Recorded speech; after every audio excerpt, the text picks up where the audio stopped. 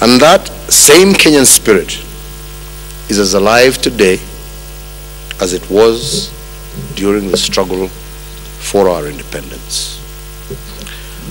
I also think about whether I live up to their call that we serve as architects of the future. I have spoken many times during the last few months about how I have worked hard, day and night, over the last 4 years to lay the foundation for building a strong and prosperous Kenya.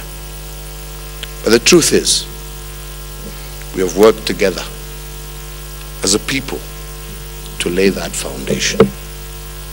Every single Kenyan has played his or her role as an architect of our future.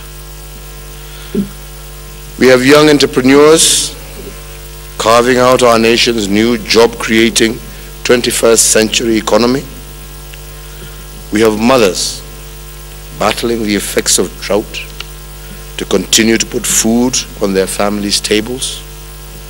And we have builders forging thousands of miles of roads, railway, and electricity to connect brother to brother, sister to sister, mother to son, farmer to market, and business to consumer.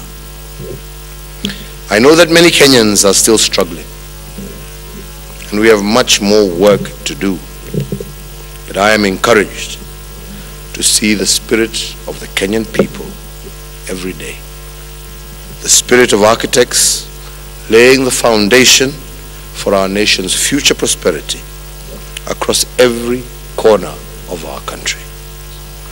I know our forefathers would be proud of all of us as their children. It is indeed this spirit that I want all of us to reflect on as the national general election campaign comes to a close. Because the job of an architect also comes with enormous responsibility.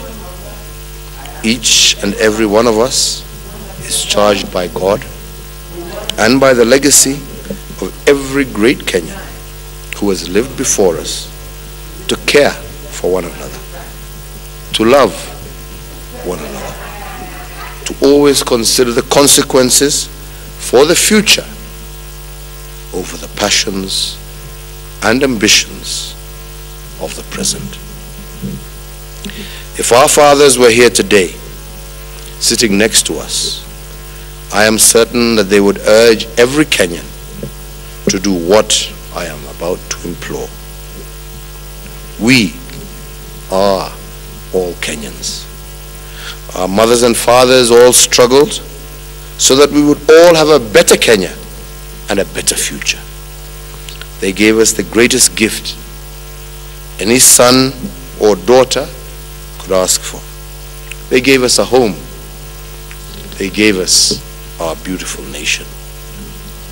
They were the architects of our future, and that stewardship of trust has now passed on to us.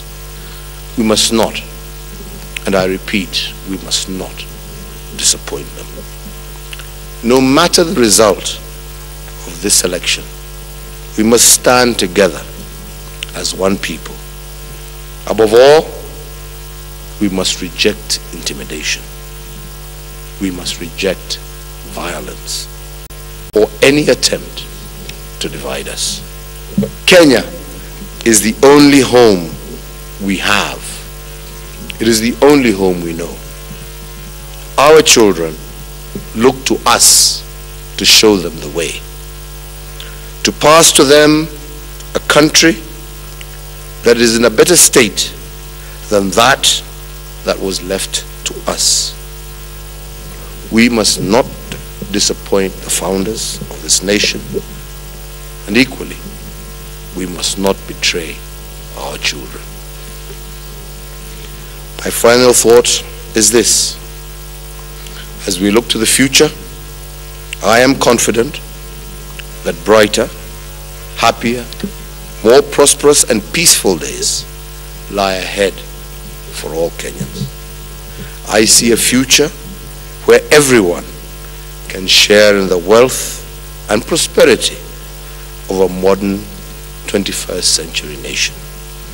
A nation where everyone has access to a good job, where everyone can afford to have a decent meal, and where every child is guaranteed a quality, free education, so that the place where you were born will never determine the quality of life.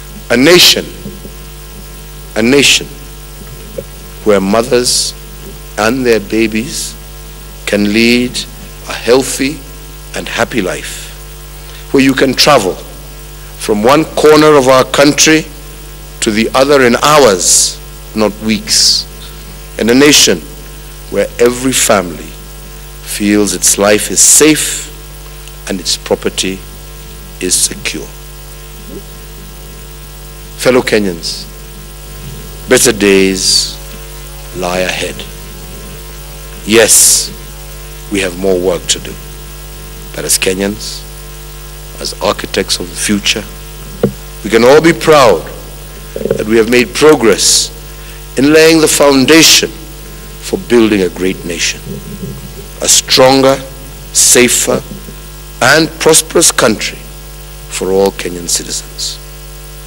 I believe our founding fathers are proud of us all. As I conclude, mine is to ask every single eligible citizen to turn out tomorrow in great numbers, do that which our democracy entitles you to do, vote for the candidates of your choice. But my plea is that as we do so, let us do so in peace. Remembering, as I said yesterday, that after you cast your ballot, please go home. Go back to your neighbor, regardless of where he or she comes from, their tribe, their color, their religion. Your neighbor is your brother. Your neighbor is your sister. How you have voted should not in any way reflect or change the manner in which you have related to your neighbor. Shake their hand, share a meal, and tell them. Let us wait for the result. For Kenya will be here long after this general election. May God give us peace. May God give us tranquility.